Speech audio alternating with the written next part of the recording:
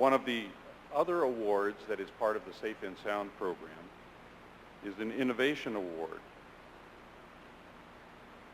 This year, we have one Innovation Award that is being presented to the Here Tomorrow at Columbia College in Chicago. Benjamin Cantors, founder of Here Tomorrow, is an associate professor at Columbia College, Chicago. In 2008, the course he developed became the foundation for the Hearing Conservation Workshop, which is designed to teach hearing awareness and conservation to students and professionals in the audio, music, and hearing science industries. Benjamin Cantors is being recognized for his development and widespread dissemination of the 2-hour seminar, which has been delivered at 37 colleges and universities, 23 professional conferences, and as an online webinar. His passion for hearing loss prevention is tangible and positively promotes the need to educate the music and audio engineering community and those who provide hearing health care to them. So it's a pleasure for me now to call Benjamin Cantors to receive a Safe and Sound Award for Innovation and to give us a presentation on his accomplishments.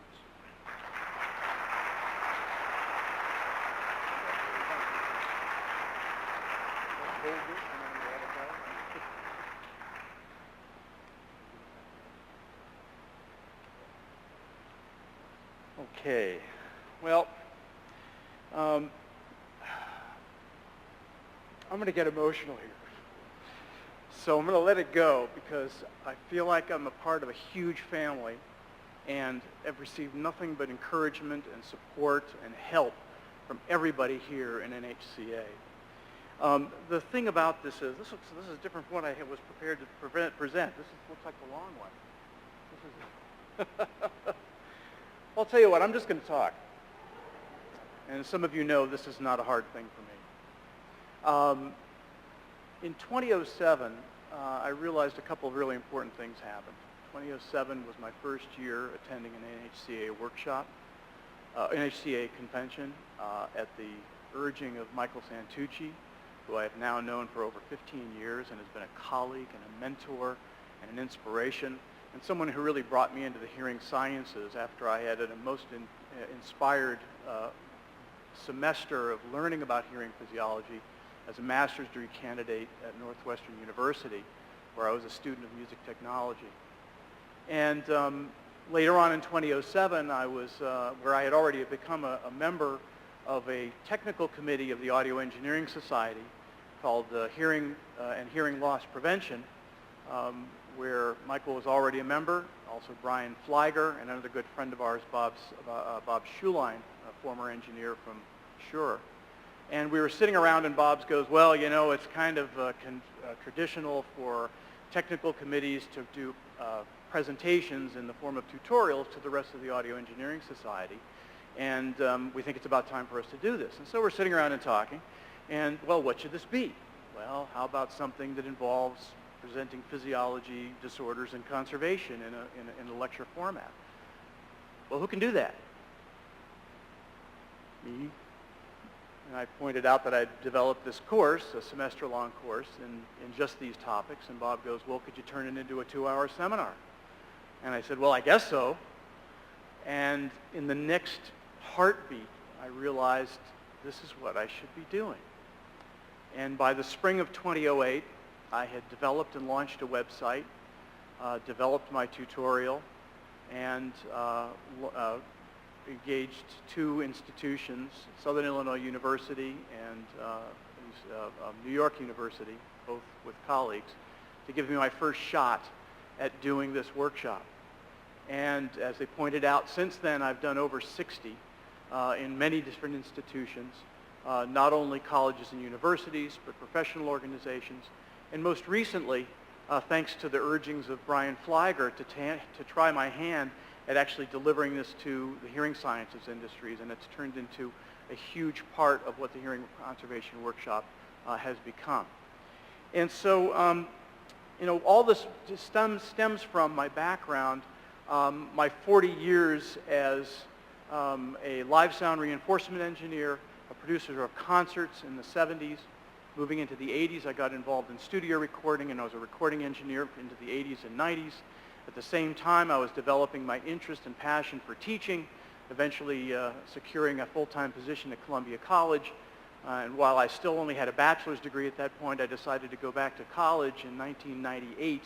And that's when I went to Northwestern and was thrilled by the introduction to hearing physiology by a wonderful professor, John Siegel, who really turned my head around and kind of showed me what I was going to do next, which was to take my background in music and audio and live reinforcement and recording and couple that with my newfound love and passion for the hearing mechanism and bring this knowledge to my communities of the music and audio industry.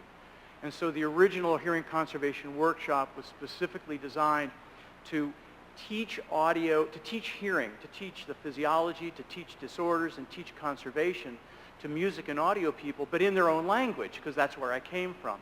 And so I had developed this sort of audio approach to understanding hearing, which was really the basis of why I got excited and involved in it in the first place. And then, of course, later on found that in spite of, Brian asked me, well, would you like to do this thing for audiology online? And he says, and I said, well, Brian, what the heck am I going to tell audiologists that they don't already know? And he said, well, I think you give it a little different spin.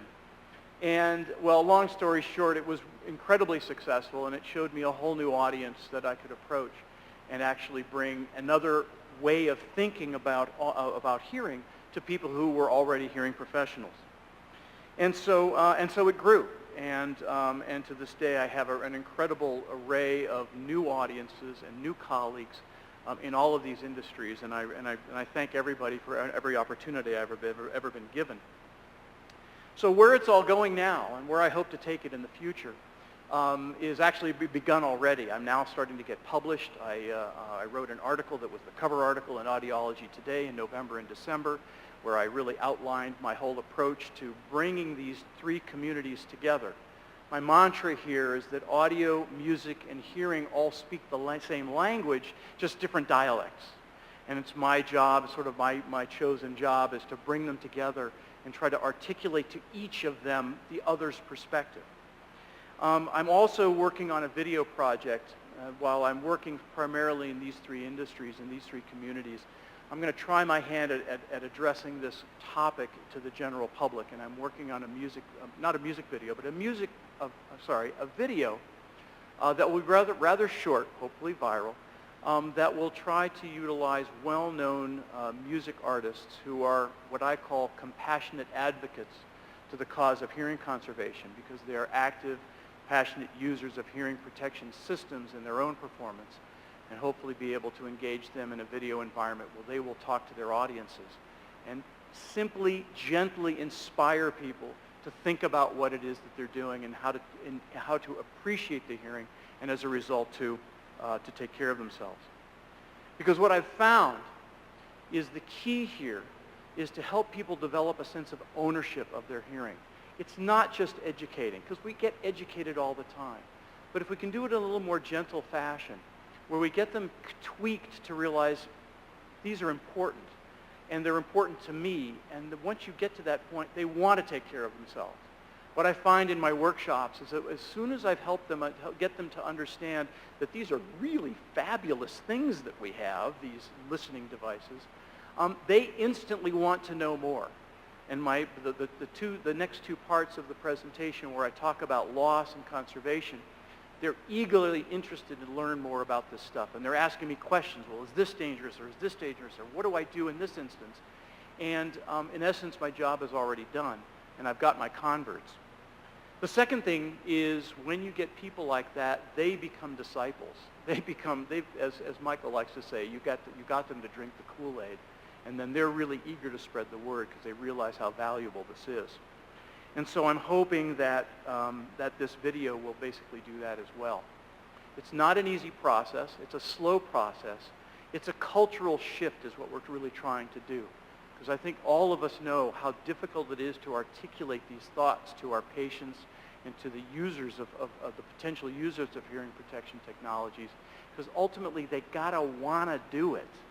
You can't just show them. It's got to come, you got to get them to be motivated from within themselves. And then I'll just never forget, I can't remember what the presentation was, in dealing with good fit of hearing protection devices, that once they finally hear what good fit sounds like, you got them. They know what to do, they know what to look for, so when they insert the protection device again, they're going to take care of themselves and make sure they put it in properly. That's a perfect example of developing ownership in the user. So where I hope to go with this, what I hope this award will give me is a little more credibility in that larger venue. I'm hoping to be able to develop to get into a fundraising stance that will help supplant and augment the cost of my touring to make it easier for me to appear in different institutions around the country, and for that matter, around the world. And I'm hoping to add to the funding that I've already developed to actually see this video project to fruition. And so that's what I'm hoping will happen as a result of this award. I really need to thank lots of people, because this is really where my life has gone, and it's really been fun and tremendously rewarding to have such incredible colleagues. Absolutely, Michael Santucci. I would not be here if it weren't for him. And Brian Fliger, I would never have felt in a position to approach the hearing industry if it weren't for Brian's urgings. Thais, Deanna, the entire Safe and Sound Committee, Laurie Wells, Elliot Berger, Colleen Laprelle, Jennifer Tufts, Teresa Schultz, Bob Gent, Renee Bassett, all the folks at Howard Light have been incredibly supportive, and they give me all the earplugs I want to give out at my seminars, and it's wonderful to carry swag. It makes a huge difference when you hand out those plugs, and I just got to say, one of the greatest things I watch every time I hand them out, you watch people pull them out, and they put them in their ear. And of course, these are clarities, by the way. They are the closest thing to a music. They are musicians' earplugs. Flat attenuation earplugs are so little known out there, and it's so great to watch people put them in, and then they take them out because they don't get that they're working until they pull them out and realize, oh, they are. People don't expect an earplug to sound good, and we've really got to break that spell, which is really a bit of a stigma with the general public and plugs. So really, the whole group, and I have to mention Renee, which many of us know, who's moved on from Howard Light, but she was one of the important people that helped give me that push that I needed to get things going. In addition, Jillian Mathis, thank you so much. It's really incredible. I just can't say enough about how support from people has what it's meant to me. And definitely Corey Portnoy, who has always sort of been there on the sidelines, helping me with data. If I need a little piece of information, Corey's always been there. But truly, for the rest of you, it's pretty amazing. It was a life changer. It's something that I feel blessed to be doing something today that calls upon everything I've ever done as a professional in the music, audio, and hearing industries. And it gives me the opportunity to do something that I think I'm sort of in a unique position to do that not many people can. Thank you very, very much.